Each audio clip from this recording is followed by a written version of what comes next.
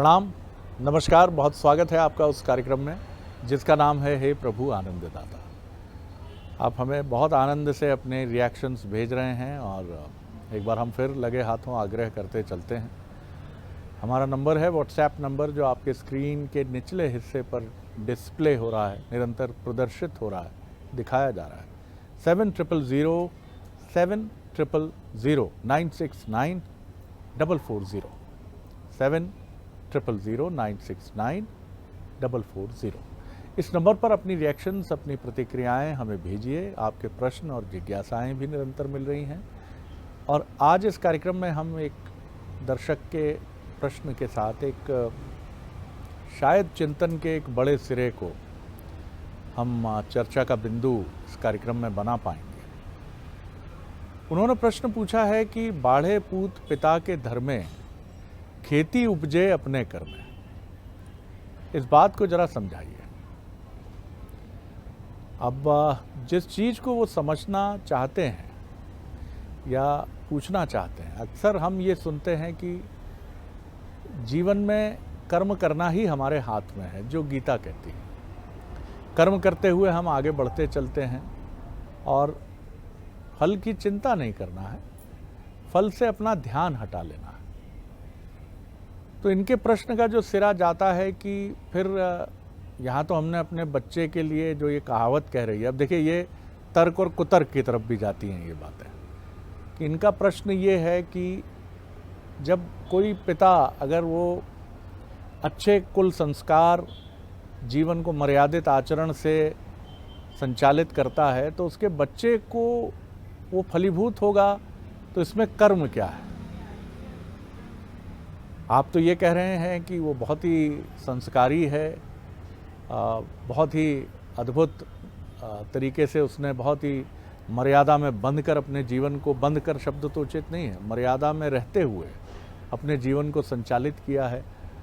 जब खेती अपने कर्म से उपजती है तो किसी पुत्र में भी तो मेहनत और परिश्रम रूपी, मार्गदर्शन रूपी कर्म कहीं ना कहीं आबद्ध करना होगा। अब ये तर्क का प्रश्न अधिक प्रतीत होता है और तर्क से आप किसी भी चीज़ को या तो स्वीकार करना चाहते हैं या खारिज करना चाहते हैं, इसीलिए हर बहस बेनतीजा समाप्त होती है। लेकिन यहाँ आज हम इस बिंदु पर भी बात करेंगे जो महर्षि पतंजलि का बहुत सुंदर सूत्र है, योगश्चित्त वृत्ति निरोध। अब ये जो चित्त, वृत्ति, प्रवृत्ति, संस्कार, इन सब का संबंध आखिर है क्या? और क्या जिन महाशय ने ये प्रश्न किया है मध्य प्रदेश से ही, जबलपुर से, एक राजनीतिक दल से भी इनकी संबद्धता है, तो क्या इनके प्रश्न का उत्तर भी हमें महर्षि पतंजलि के सूत्र में या चित्त में, वृत्ति में, प्रवृत्ति में, संस्कार में मिलता है? जानेंगे हम मानस मर्मज्ञ, भगवत गीता के अध्येता प्रोफेसर डॉक्टर सुरेंद्र बिहारी गोस्वामी से। प्रणाम कर रहा हूँ गोस्वामी जी। सवाल, प्रश्न आपके सामने है जी। आज का प्रश्न जो है और आपने जो उसकी पृष्ठभूमि बनाई है उसमें गहरा आध्यात्मिक तात्विक दर्शन सन्निहित है जी। इस प्रश्न को यदि व्यापक कर दिया जाए तो मनुष्य के जीवन की सारी समस्याओं की गुत्थियां सुलझ जाएंगी। व्यापक कर दिया जाए, संकुचित अर्थ तो आपने बता दिया है कि जैसे पिता होते हैं उनकी संतान पर उसका प्रभाव पड़ता है और जो आलस्य करता है वो खेती नहीं कर सकता। खेती तो स्वयं से होती है। बिल्कुल ठीक। ये इसका शाब्दिक अर्थ है। शाब्दिक अर्थ हो गया। लेकिन जो हमारे मुहावरे बने हैं, जिन पर हमारी कई बार अलग अलग रूपों में बात हुई है, वो मुहावरे अपने आप में किसी संत महात्माओं के द्वारा बने हुए हैं और वो समाधि भाषा में है। समाधि का अर्थ होता है ऐसा जिसमें कुछ छुपा हुआ है, खोदो तो निकले। अरे वाह, ये तो आपने तो ये समाधि भाषा में बना हुआ है। अब पिता की एक परिभाषा संसार में जन्म देने वाले के रूप में ही हम जानते हैं, लेकिन हम जगत पिता के रूप में नहीं जानते। फिर जगत पिता का वो अंश जो हमारे चित्त में विद्यमान है, अंतर्निहित है, जिसे हम आत्मा राम कहते हैं, उस आत्मा की संतानों के बारे में भी हम नहीं जानते ना, जो अंतःकरण में हमको तरह तरह की प्रक्रियाओं में बांधती हैं और जिनसे अनंत प्रकृति की बाहर की शरीर की सर्जरी के तो कितने आयाम हम जानते हैं, लेकिन कभी हमने अंतःकरण की सर्जरी करने की कोशिश की? कभी नहीं। कभी हमने इसकी परतें उधेड़ने की कोशिश की? और अगर हम परतें उधेड़ते भी हैं तो उनमें ऐसे ऐसे शब्द निकलते हैं जिन शब्दों को लेकर हम चुप हो जाते हैं। अरे इनका चित्त ठीक नहीं है, अरे इनका मन ठीक नहीं है, अरे इनका बुद्धि ठीक नहीं है।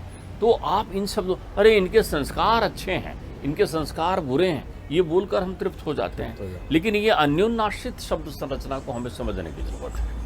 तो इसलिए आज इस प्रश्न के उत्तर में हम अध्यात्म के इस वेदांत तत्व का तात्विक दर्शन भी प्रस्तुत करने की सहज भाषा में प्रयास करेंगे। अब हम सबसे पहले मन को ले लेते हैं। देखिए, पिता शब्द आप पकड़े रहे ना, परम पिता की अंतर संरचना पर हम व्याख्या अपनी शुरू कर रहे हैं। तो पिता को तो आप अंतर्निहित करके रखिए, लेकिन अब सबसे पहले हम मन को ले लेते हैं। तो आप मन को परिभाषित करिए ना। पहले आप मन को बताइए कि मन क्या है। अगर पाश्चात्य दर्शन और वैज्ञानिकों से पूछने बैठ जाओ मन के बारे में, तो वो मन तत्व को मस्तिष्क की तरंगों से जोड़ देंगे। वो कहेंगे कहीं पीछे जो मस्तिष्क की तरंगे हैं, वो जो अनुभूति की विषय वस्तु होती है, उसको मन परिभाषित कर देंगे। लेकिन मन का तात्विक अर्थ अलग अलग हो गया। यदि हम मन को पतंजलि के शब्दों में देखें, महर्षि पतंजलि के अनुसार, तो मन को अणु मानते हैं। वो कहते हैं मन एक अणु की तरह है। मन पदार्थ है, ध्यान रखिएगा, और पदार्थ है इसलिए जड़वत है। मन पदार्थ है इसलिए जड़वत है। तो वो अणु के रूप में व्याख्या करते हैं। अब हम सांख्य दर्शन में चले जाएं, तो सांख्य दर्शन में मन को हम समझना चाहें तो सांख्य दर्शन मन को जो है वो संपूर्ण स्वरूप में वैश्वानर मानता है मन को, अर्थात वो सर्वभौम है, घट घट में सब जगह समाया हुआ है वो अनुभूति का विषय। और यदि हम वेदांत दर्शन में चले जाएं तो मन शरीर के रोम रोम में समाया हुआ है, वो इस तन रूपी प्रक्रिया में सर्वत्र व्याप्त विद्यमान है मन। तो मन की ये प्रक्रिया तो ये हो गई। अब मन का दूसरा तात्विक दर्शन देखें कि मन का अधिष्ठाता कौन है। मन जो हमें दिखाई नहीं पड़ता, तो उसका अधिष्ठाता है कौन? मन किससे उत्पन्न हुआ होगा? मन कहाँ से प्रकट हुआ होगा? मन कैसा काम करता होगा? मन शरीर के किस हिस्से में कब रहता होगा? मन के आचरण कैसे होंगे? मन का स्वभाव कैसा होगा? ये तमाम प्रतिप्रश्न हमारे अंतर चिंतन में उत्पन्न होते हैं। तो आप मन को समझिए। चित्त का जो द्रव्य है वो मन है। हमारे चित्त का जो द्रव्य पदार्थ है वो मन है। थोड़ा चित्त को भी समझा मैंने इसी प्रक्रिया में पहले अभी आप मन को पकड़े रहे। मन को पकड़े। आज अपन इसकी तात्विक मीमांसा करते हुए अपनी प्रक्रियाओं में चल रहे हैं। तो चित्त जो है, चित्त को आप ये समझ लीजिए, चित्त जल की तरह है। अच्छा। चित्त के अधिष्ठाता देव जल हैं। ध्यान रखिएगा, अहंकार किससे उत्पन्न हुआ है? पृथ्वी से। अगर 3 गुणों में क्षोभ उत्पन्न होने के कारण सृष्टि बनी है, तो उसमें से मन हमारे सात्विक गुण का प्रतीक है। सात्विक गुण से, सतो गुण से मन बना है, इसलिए मन बड़ा महत्वपूर्ण है। रजोगुण से हमारे प्राण बने, प्राण, और तमोगुण से अहंकार बना है। ध्यान रखिएगा, तमोगुण से अहंकार बना है। अहंकार वही पंच महाभूत जिससे उत्पन्न हुए हैं, जिस पर अपनी चर्चा हुई थी। तो आप एक पृष्ठभूमि ये समझिए कि अहंकार की व्युत्पत्ति के मूल में है पृथ्वी। तभी तो हम पृथ्वी के साथ लेकर अपने आप को चलते हैं ना। नश्वर काया को जीवन मान लेते हैं ना, जीव बन जाते हैं ना। तो अहंकार यानी अहम भाव, अहम भाव की जो अधिष्ठात्री हो गई वो मैया पृथ्वी हो गई। प्रकृति के कारण आप ये मैं तत्व के कारण आप अहंकार रखते हैं। चित्त तत्व जो है वो जल से उत्पन्न हुआ है। चित्त जो है एक शांत सरोवर की तरह है। हमारी अंतर आत्मा के परिवेश में चारों तरफ एक शीतल जल का महासागर विद्यमान है, जिसे चित्त कहते हैं। जब वो स्थिर भाव में रहता है तो आत्मा की छवि उसमें दिखती है, और जब आत्मा की छवि दिखती है तो आनंद की अनुभूति होती है, और वहाँ ब्रह्मानुभूति हो जाती है। तो इसलिए आप कहते हैं मेरा चित्त जो है उथल पुथल कर रहा है, मेरे चित्त में उथल पुथल हो रहा है। चित्त में जो तरंगें उठती है वो वृत्ति है, चित्त वृत्ति, जिनको निरोध करने के लिए कह रहे हैं। पतंजलि उसी चित्त वृत्ति को नियंत्रित करने के लिए कह रहे हैं। वृत्ति पर हम आगे चर्चा करेंगे। अब आप देखिए, तो इस चित्त के रस से उत्पन्न हुआ, चित्त से जो हमारा अंतःकरण है, मन बुद्धि चित्त और अहंकार, तो चित्त से उत्पत्ति होती है मन की, मन से उत्पत्ति होती है बुद्धि की, बुद्धि से उत्पत्ति होती है अहंकार की, अहम भाव की। मन तत्व की बड़ी गहरी प्रक्रिया है, आप देखिए। अच्छा, अब कोई पूछे आपसे मन रहता कहाँ है? चलिए अभी बोलचाल की भाषा में हम सबसे पहले ये स्पष्ट कर लें। तो मन की 3 अवस्थाएं होती हैं। मन की अवस्था जागृत, स्वप्न स्वप्न। और सुषुप्ति। तो वेदांत कहता है कि जागृत अवस्था में मन जो है बुद्ध के सानिध्य में रहता है, वो हमारी भ्रुकुटी पर विद्यमान रहता है, दाहिने आंख की ओर। अच्छा। मन की अनुभूति जो है भ्रुकुटी पर होती, बुद्धि पर, अर्थात मस्तिष्क की तरंगों को ग्रहण करके वो बुद्धि के साथ तालमेल स्थापित करता है मन, तो वहां विद्यमान रहता है। आप देखिए किसी चिंतातुर आदमी की छवि देखिएगा, बड़ी बारीक देखने की स्थिति है, तो वो जो आधा चिंता चिंतन में पड़ा हुआ आदमी क्या करेगा, अपनी ठोड़ी पर यूं हाथ रखेगा और जमीन की तरफ घूरने लगेगा। आप उसकी फोटो खींच लीजिए, वो दाहिनी तरफ उसका जो चेहरा है, उसकी आंखें जो हैं वो दाहिनी ओर ज्यादा झुकी होगी, अर्थात वो विचार मग्न है बुद्धि के साथ। तो मन तत्व जो है जागृत अवस्था में वही विद्यमान रहता है। अब प्रश्न आता है कि वो मन जो है स्वप्न अवस्था में कहाँ विद्यमान रहता है? तो मन स्वप्न अवस्था में कंठ में विद्यमान रहता है। मन की मना स्थिति देखिए, आप ऐसा समझिए, एक राजा होता है, अखिल स्वराज्य चक्रवर्ती है, सारा राज्य उसी का है, लेकिन वो अपनी राजधानी बना लेता है। ग्रीष्म काल में मैं यहाँ रहूँगा, ठंड में मेरी राजधानी वहाँ होगी, वर्षा काल में वहाँ होगी। वैसे मन जो है वो शरीर का राजा है, मूल रूप से उसकी सत्ता जो है, उसमें सत्ता में उसकी स्थिति काय की है, हेड क्लर्क की। मन हमारा क्लर्क है, क्लर्क, शरीर रूपी कार्यालय का क्लर्क है मन, मुख्य क्लर्क। लेकिन आप देखिए किसी ऑफिस का राजा कौन होता है? फाइल कब तक नहीं बढ़ती, पास फेल कौन कराता है? हेड क्लर्क ही कराता है ना। तो हेड क्लर्क है तो उसका बॉस कौन है? बुद्धि, बुद्धि प्रबंधक है, आत्मा स्वामी। वाह वाह। आत्मा स्वामी है, तो स्वामी सब कुछ छोड़ रखा है बुद्धि के ऊपर, तुम जानो। तो वो अपने आत्मभाव में स्थित रहते हैं। तो अब बुद्धि जो है सक्रिय रहता है, बुद्धि हेड क्लर्क को आदेश देता है, सुनो ये काम कराओ। तो अब क्लर्क के दो काम हो गए ना, लिपिक के क्या काम हो गए? एक तो प्रबंधक को सूचना देना, प्रबंधक से सूचना प्राप्त करना, और प्राप्त आदेश के क्रियान्वयन के लिए अपने अनुचरों को प्रेरित करना। तो उसके अनुचर कौन है? ये इंद्रियां। बुद्धि कहती है सुनो जरा हमारे लिए पानी लेकर आओ, तो मन कहता है इंद्रियों को सुनो पानी लेके आओ, तो पैर चलने लगता है, हाथ चलने लगता है, पानी लाके दे देते हैं। ये जागृत अवस्था में बुद्धि के अधीन रहता है। स्वप्न अवस्था जो उसकी दूसरी अवस्था है, स्वप्न अवस्था में, तो स्वप्न अवस्था में क्या रहता है? उसने अपना स्थान बना रखा है कंठ में। वो कंठ और मस्तिष्क के बीच तरंगों के साथ विचरण करते रहता है, इसलिए मस्तिष्क में तरह तरह के भाव उत्पन्न करता है। स्वप्न भी देखते रहते हैं हम, स्वप्न भी देखते रहते हैं। अब यहाँ प्रसंगवश मैं आपका ध्यान आकर्षित करना चाहूँगा, बहुत सारे लोग कभी ये सोचते नहीं हैं कि जब आंख बंद है, सोए हुए हैं, गहरी नींद है, रात अंधेरी है, तो स्वप्न में प्रकाश कहाँ से आ रहा है? वो तो उजाला देखते हैं ना स्वप्न में। भाई यदि स्वप्न रात में आ रहा है या बंद आंख करने में आ रहा है, तो तुम्हें तो अंधेरा ही दिखना चाहिए ना, ब्लैक एंड व्हाइट दिखना चाहिए। लेकिन आप तो कलरफुल दुनिया और ज्यादा चमत्कृत और एकदम तेजस्वी देखते हैं। तो ये रोशनी कौन प्रदान कर रहा है? ये रोशनी सूर्य दे रहा है। किसको दे रहा है? चंद्रमा को दे रहा है। चंद्रमा में स्वयं की रोशनी नहीं होती, इसलिए मन जड़ है और मन का स्वामी चंद्रमा मनसो जाते। मन का स्वामी चंद्रमा है, चंद्रमा की तरह घटता बढ़ता है मन। बिल्कुल ठीक है जी, ध्यान रखिएगा। तो प्रकाश कहाँ से प्राप्त कर रहा है? बहुत सारे बल्ब लगे हुए हैं जगह जगह।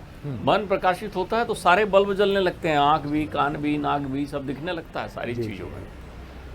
मन की माया है ये, आप समझिए। तो अब वो स्वप्नावस्था में कंठ पर हो गया, तो सुषुप्ता अवस्था में कहाँ होता है जी? मन सुषुप्ता अवस्था में हृदयांगम होता है, हृदय में वास करता है। क्या? हृदय में स्थायी निवास किनका होता है? हृदय घर है किनका? मन का। हृदय घर है किसका? प्राण का। हृदय घर है किसका? चित्त का। हृदय घर है किसका? अहंकार का। ये स्थायी निवास जो है हृदय में ही करते हैं। तो मन का राजमहल तो जो है हृदय ही है। तो जब सुषुप्त अवस्था में हो जाता है तो हृदय में विश्रांति प्राप्त करते रहता है। तो ये मन के विघटन की छाया। मन है कैसा? मन का वेग कैसा है? चूंकि वायु तत्व से जुड़ा हुआ है, तो मन तो इतनी अनंत तरंगों के साथ विचरण करता है पल पल। लेकिन मन जो कुछ भी विचरण करता है सबसे जल्दी भूलने वाला है। एक बीमारी होती है अल्जाइमर, या क्या नाम होता है? स्मृति लोप। हाँ, स्मृति लोप। स्मृति लोप के पिताजी हैं मन। मन को बिल्कुल स्मृति नहीं होती, लेकिन मन से स्मृति बनती है। मन ने कोई भी अनुभव प्राप्त किया, तुरंत बुद्धि को भेज दिया, बुद्ध ने चित्त के सागर में उसको डाल दिया, वो संस्कार बन गया, संस्कार स्मृति बन गई। स्मृति आपके जन्म जन्मांतर जीवन में चलते रहती है, अनवरत चलते रहती है। मन की अनंत कृपा है, वो अपने बाई प्रोडक्ट को जो मुख्य रूप से आपके जीवन में प्रभाव डालते हैं, तुरंत प्रभाव उत्पन्न करता है। तो मन जो है मूल रूप से जड़ होता है, चेतन वो आत्मा से प्राप्त करता है। हम आपसे कहें आत्मा के वार्तालाप का, वाणी का, प्रसंग का माध्यम कौन है, तो मन है। मन के कारण ही बुद्धि बोलती है। मन बुद्धि को बोलने की शक्ति प्रदान करता है, जो वाणी के माध्यम से निकलती है। ठीक बात, ध्यान रखिएगा। तो ये जो अनंत मन है, ये अनवरत चूंकि अपने जीवन में संचालित होते रहता है, तो इसके कारण जो कुछ भी उत्पन्न होता है वो वृत्ति कहलाती है। वो वृत्ति कहलाती है। वृत्ति वो विषयों का चिंतन है जो अनुभव से हम प्राप्त करते हैं। जैसे ही हम विचार चिंतन करते हैं, मन के 3 ही मुख्य काम है। संवेदना, मन संवेदना उत्पन्न करता है, विचार उत्पन्न करता है, और संकल्प देता है आपको। तो जैसे ही मन जो है संवेदना प्राप्त करता है, तो अनुकूल या प्रतिकूल संवेदना के आधार पर विषयों के नाम और रूप आपके पास आने लगते हैं। तो नाम और रूप भंवर बनाने लगते हैं। भंवर को ही वृत्ति कहते हैं। तो भंवर कहाँ बन रहा है? चित्त में। चित्त के उस सागर में वो लहरें उठने लगती, गोल गोल गोल घूमने लगता है, चित्त अशांत हो जाता है। अब आपने वो भंवर बने कैसे? नाम और रूप से। आप सोचते कब हैं? जैसे किसी का नाम ले लें तो आपका चिंतन जागृत हो जाता है, किसी रूप का स्मरण कर लें तो आपका चिंतन जागृत होता है। तो वही तो वृत्ति आ जाती है। तो वृत्ति अपने 4 प्रकार मन के साथ लेकर आती है। एक जिसे आप बोलचाल में बोलते हैं मनोवृत्ति। मनोवृत्ति आ गई आपके दिमाग में। मनोवृत्ति मूल रूप से विषय ही है। मनोवृत्ति विषय मूल रूप से विषय है। विषय का चिंतन करते ही मनोवृत्ति आ जाती है। तो मनोवृत्ति का जो स्वभाव है, मनोवृत्ति को आप अन्नमय कोश के रूप में भी परिभाषित कर सकते हैं। वो पंचकोश जो बनाया है वो अन्नमय कोश। देखिए, छांदोग्य में एक बड़ी सुंदर बात कही है शरद जी। छांदोग्य उपनिषद कहता है जैसा खाओ अन्न वैसा रहे मन। तो वो कहते हैं जो अन्न खाते हैं उसका सूक्ष्म से सूक्ष्मतर भाग जो है मन बनाता है। सूक्ष्म से सूक्ष्मोत्तर भाग। शरीर को हम 3 स्वरूपों में बांटते हैं। एक प्रत्यक्ष दिखने वाला ये स्थूल शरीर, एक इसके भीतर का शरीर, जिसे हम क्या कहते हैं? सूक्ष्म शरीर कहते हैं। और उस सूक्ष्म शरीर का जब बयान होता है तो एक कारण शरीर बन जाता है अपने सामने, जो आभास तत्व लेकर निर्गमन करता है, जिसके साथ मन चलता है, जिसके साथ बुद्धि चलती है, जिसके साथ चित्त चलता है। गीता तो मन को अष्ट प्रकृति मानती है। तो पिता 2 हैं। एक परम पिता परमेश्वर की कृपा से तुम्हारे अंतर चित्त में तुम्हारे मन ने चित्त के साथ संयोग करके जो संस्कार बनाए हैं, वो संस्कार के अनुरूप ही तुम्हारा आचरण होता है। वही प्रारब्ध बनकर तुम्हारे साथ चलता है। भूखे को देखकर तुम्हारा मन द्रवित हो गया, किसके कारण? संस्कार के कारण। संस्कार। तब लोगों ने कह दिया देखो भाई ये क्या दान करते हैं। इनके पिताजी भी बहुत दान किया करते थे। तो जैसे पिता हैं वैसे ही पुत्र हो जाता है। वो संस्कार अनवरत आते हैं आपके जीवन में, क्योंकि वो हस्तांतरित तो वैज्ञानिक के ढंग से होंगे ना, डीएनए के रूप में आएंगे। फिर दूसरा, अवश्य में भोक्तव्यम कृतम कर्म शुभाशुभम। तुम्हारे कर्म के आचरण भी जो हैं वो तुम्हारा मनाशुद्धेन विद्यते। तुमने मन को यदि मनोवृत्ति से हटाकर चित्त वृत्ति में रमाया हुआ है तो तुम्हारे कर्म बहुत सद्गुणों के होंगे। सद और असत, तुमने सद संस्कार प्राप्त किए हैं तो तुम कर्मशील रहोगे। कर्मशील रहोगे तो संसार में कल्याण रूपी खेती करोगे। कर्मशील रहोगे तो संसार में कल्याण की खेती करोगे। और कर्मशील नहीं रहोगे तो संसार में तुम केवल विषयों की खेती करोगे, जिससे हम तो डूबे सितम, तुमको भी ले डूबे। तो जो आलस्य करता है व्यक्ति, तो इस मुहावरे में यही कहा गया है कि जिसके जैसे संस्कार होते हैं कुल परिवार के, वैसे ही उसकी आने वाली पीढ़ी भी वही संस्कार लेती है। और जो जितना कर्मवान होता है वो उतने ही कर्मवान संतानों को जन्म देता है। बहुत सुंदर। और इसको हम अगले एपिसोड तक ज़रूर ले जाएंगे, क्योंकि एक भाग में ये सिमटने वाला विषय नहीं है। कई लोग जो थोड़ा सा इस शास्त्रोक्त और आप कह सकते हैं कि हमारी प्राचीन सनातन व्यवस्था में उपनिषद या वेदोक्त दर्शन को अनुप्राणित या रिफ्लेक्ट करने वाला ये चिंतन है, उन्हें क्लिष्ट लगा होगा, थोड़ा जटिल भी लगा होगा। लेकिन देखिए, हमें वही चीज़ सरल लगती है जो दुनिया में मौजूद है, जिसका अनुभव हमारे पास है।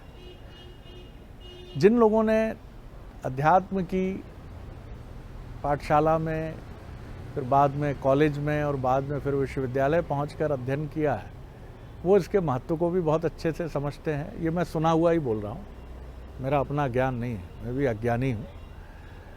तो ये जो लोग इसको समझ रहे हैं, क्योंकि जैसे हम अपनी BA, MA, BSc, MBA, law, science, medical, engineering की पढ़ाई करते हैं और सब हमें आगे जाकर बहुत सहज लगने लगता है, ये भी उतना ही सहज है।